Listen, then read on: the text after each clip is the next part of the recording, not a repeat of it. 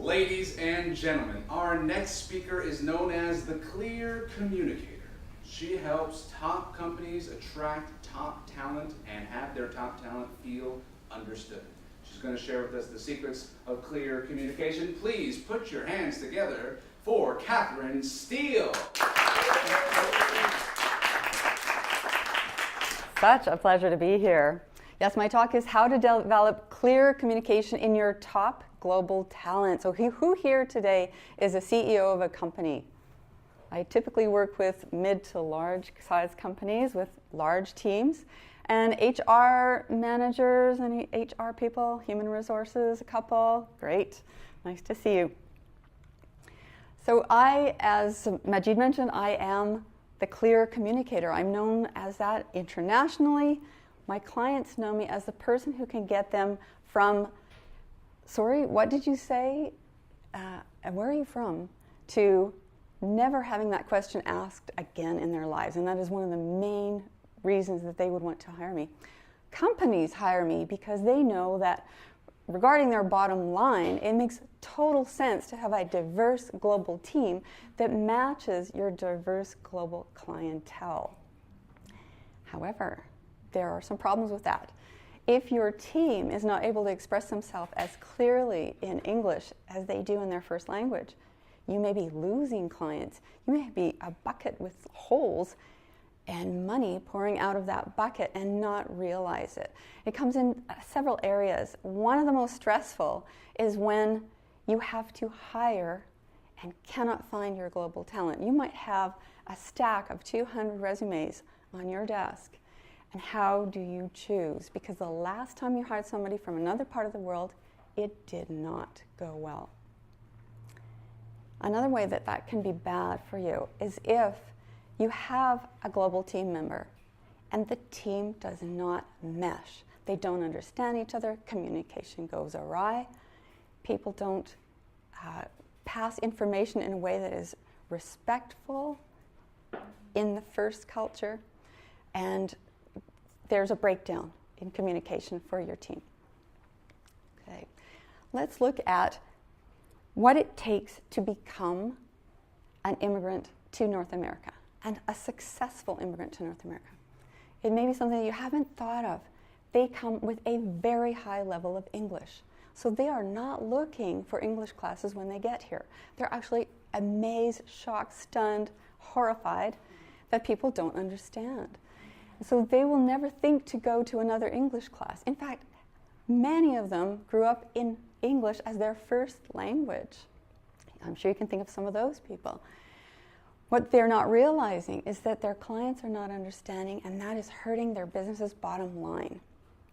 You as the CEO or the HR manager know full well that the embarrassment of having a sales call go wrong can hurt you. And the tension that happens when one of the team members feels like they are covering and helping out, doing overtime, in effect, for that new globally trained team member, you can lose your team. You can lose more than the client. You can lose the working inner body of your corporation. All right, so I speak nerd, and my clients are a pack of nerds. People who hire me are in engineering, in accounting, in IT, and in tech. How many of you are working with people who are nerds? Hands up. I hope so. They get the machine rolling and they keep it rolling smoothly. That's what you hired them for. That's what's exciting about those people. They are pattern and process people. You give them something to work on and they're going to see it to the end, and it will be beautiful. However, this doesn't happen if there's a misunderstanding in the middle. Yes, we know this. So I want to tell you that people look at me and they think, wait a minute, she's white, she grew up in Canada, she has no problems with English, she's not going to relate. What does she know about this? And she's not the CEO of a great big corporation or an HR person, but I have my own business and I've hired global talent. I feel your pain. It hurt me to have to tell somebody that their social media posts were going to damage my company because there were spelling mistakes and wording choices that I would not have approved of. And they went out without my looking them over. So I feel the pain. I am someone who grew up speaking English, developing a huge vocabulary, and reading before the age of 3. I'm one of those super people. You would call me a nerd, so I'm with my team when I'm with engineers, accountants, IT, and tech people, and a high achiever, the way that they are. However, as a child, I had 2 things I loved best in the world. One was my chatty Cathy doll. I'm Katherine, so I was a little chatty Cathy. And my big girl tricycle. I'm tall, so they managed to find me a bigger tricycle. And I could just fly like the wind, free as a bird on my tricycle. However, you know there's a however. One day, I flipped and slit my tongue right down the middle on the kick plate of the tricycle. And that actually led me onto this path of becoming an internationally recognized pronunciation coach. So you never know where you're going to be at the end of this. They had to perform surgery. I thought a Band-Aid would work. Apparently a Band-Aid wasn't going to do it, and so stitches were involved, and I needed to learn then to speak again. So from having really strong skills in English to not actually even being able to pronounce my name because it has a TH in it. So I feel the pain of your internationally trained professionals who have a monster vocabulary, all the tech knowledge that you would want, and yet cannot express themselves in a way that somebody will understand, especially over the phone. Does anybody have that problem with the phone? Yes. And more, the interviews are on the phone, and you don't realize, but you have let go in your stack of 200 resumes some of the best people in the entire world. They have come.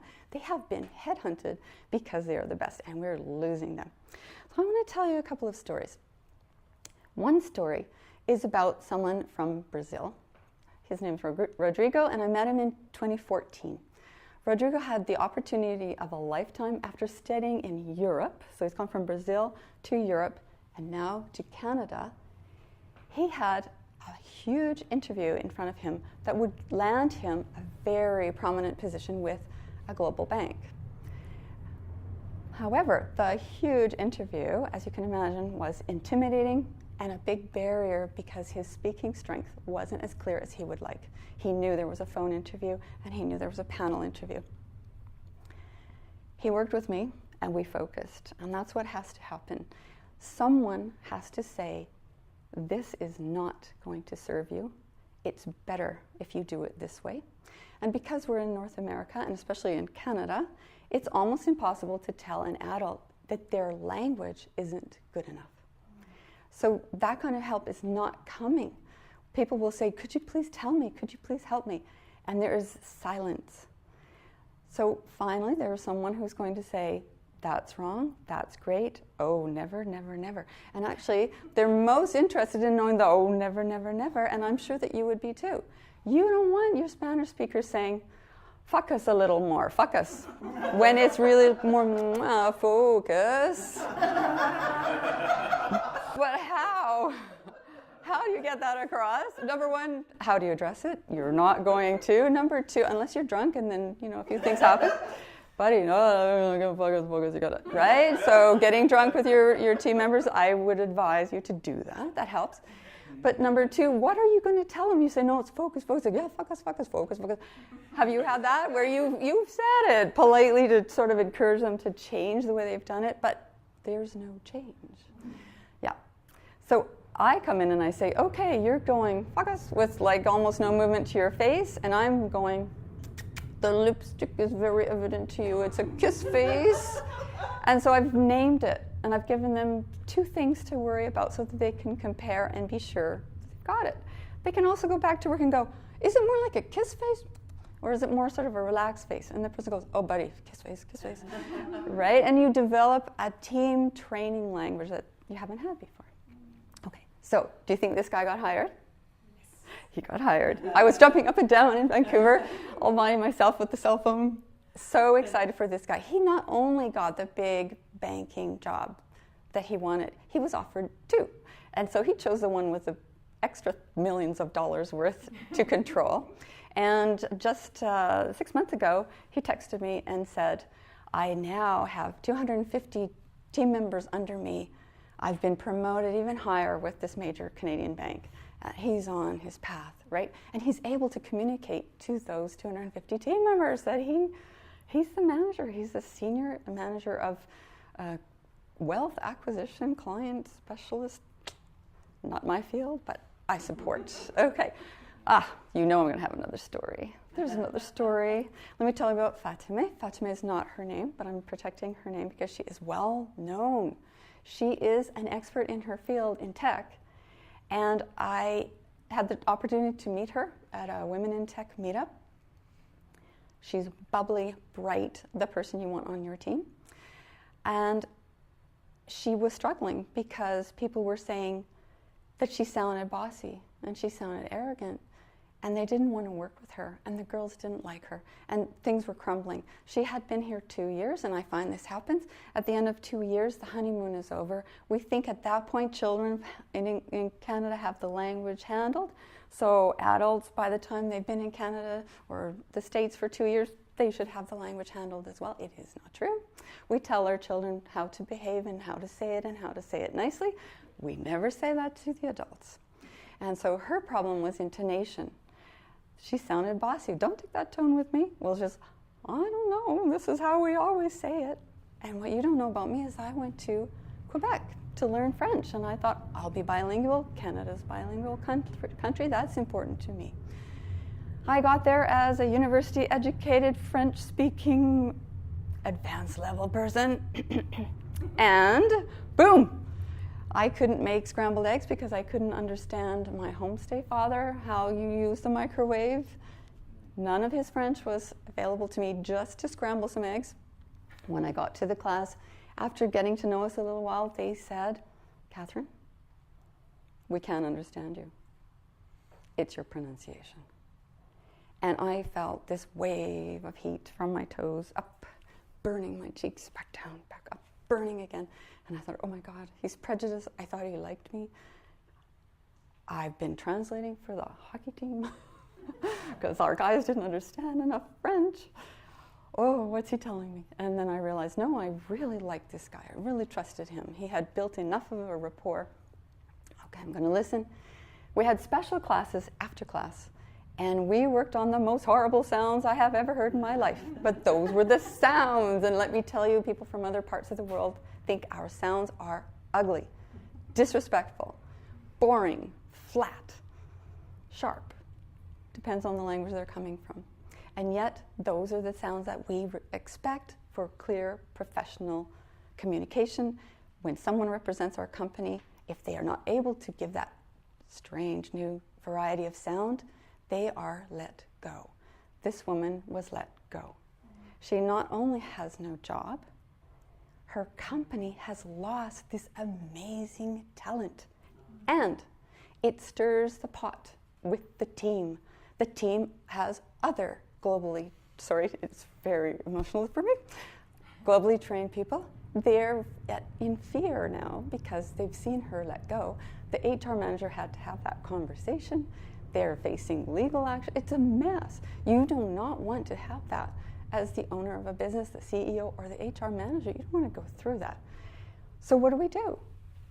We put people into training for adults that bridges a high-level English speaker and a person who speaks well here so that they can sell your company for you, so that they are the best face of the business every time they get on the phone. That's what I do.